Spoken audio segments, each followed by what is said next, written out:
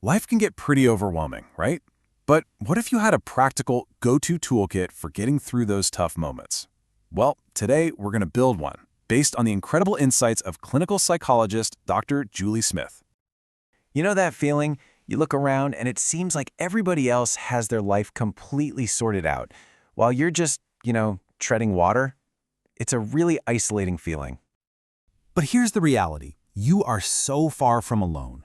The statistics show that 1 in 4 people will experience a mental health problem in any given year. Now, that's a huge number, but it's still just a number. It can feel a little abstract. So, Dr. Julie came up with a fantastic analogy to make this really hit home.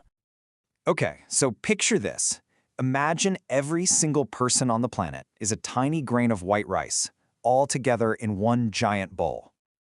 Now for that 1 in 4 of us who are having a tough time, let's imagine they're grains of wild rice. They look a bit different, they stand out from the rest. So, if you mix all those grains together and just scoop up a handful, think of your friends, your family, the people you work with. You're going to see those grains of wild rice mixed right in. It's a guarantee. Someone close to you is struggling, even if it doesn't look like it. And here's the most important part. This is just a normal, shared part of being human. And when you realize that, it kind of takes the judgment off, doesn't it? It lets us look at our own struggles with a little more curiosity and a lot less shame.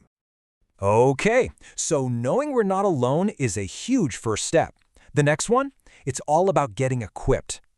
Dr. Julie makes a powerful case that every single one of us needs an emotional toolkit to handle what life throws our way.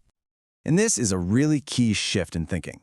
We're not talking about some mysterious secret skills that are only for a therapist's office. Nope, these are fundamental life skills, just as important as knowing how to cook or manage your money.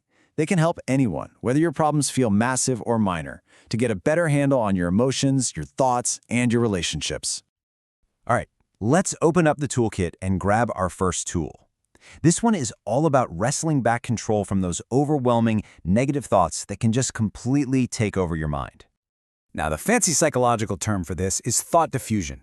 But let's just forget the jargon for a second. A much better way to think about it is this. Your mind is like a stage, and all your thoughts, they're the actors. You've got happy ones, sad ones, anxious ones, and they all want to be the star of the show. So what's our first instinct? We try to jump on stage and physically fight with the negative actors, right? We try to shove them off, yelling, "I shouldn't be thinking this." But here's the secret. You can't actually control which actors show up to audition. What you can control is the spotlight. Your attention is that spotlight. You get to decide which actor, which thought you're going to shine that light on. You can acknowledge the negative ones or hanging out in the wings, but you, and only you, decide who gets the center stage. Okay, this next tool is a seriously powerful mindset shift, and it actually came from Dr. Julie's own personal crisis. It's about how you look fear right in the eye. So get this. While she was literally finishing her book about mental health, Dr. Julie was diagnosed with cancer. She said the feeling was like being a rabbit caught in headlights, just completely frozen, stunned by this all-consuming, catastrophic fear. But right there, in that moment of absolute terror, she had this incredibly powerful thought. She decided, I do not want to feel like the prey in my own life story. That one sentence changed everything. And the difference between these two mindsets is just profound. The prey mindset is all about reacting, just trying to survive, feeling like life is happening to you. But the predator mindset, that's proactive. It's on the front foot. The facts of her situation didn't change, but by flipping that internal script from "cancer is coming after me" to "no, I am coming after it," she felt completely different. She took her power back. Which brings us to tool number 3, and this one tackles something we all do. A really common and dangerous response to anxiety, avoidance. I want you to imagine your life is this beautiful, vibrant, full rainbow. It represents all the amazing possibilities, all the experiences and joys that are out there for you. But then, something starts to feel a little scary. Maybe it's big, crowded social events, like weddings. So you just decide, you know what, I'm just not going to go to those anymore. And in that moment, it feels like a relief. But what you've actually just done is erase one of the colors from your rainbow. And here's the problem. Avoidance is addictive. That little hit of relief makes you want to do it again. So maybe you stop taking crowded trains, then you start avoiding busy restaurants. And each time you do it, your world, your rainbow gets a little bit smaller, a little less colorful, until one day you look up and there's not much left. So how do you get those colors back? You start small. It's not about jumping into the deep end. First, you just get really clear on what's actually important to you. What do you value? Then, you pick one tiny, manageable action that pushes you just a little bit outside your comfort zone. You just dip your toe in. And then, you do it again, and again, and again. And slowly but surely, that scary place starts to feel, well, comfortable. You've made your world bigger. So, we've got these incredible tools, right? Shifting our mental spotlight, adopting that predator mindset, and pushing back against our shrinking world. But what's the engine that powers all of them? Well, it all comes down to one final, absolutely crucial element: the voice inside your own head.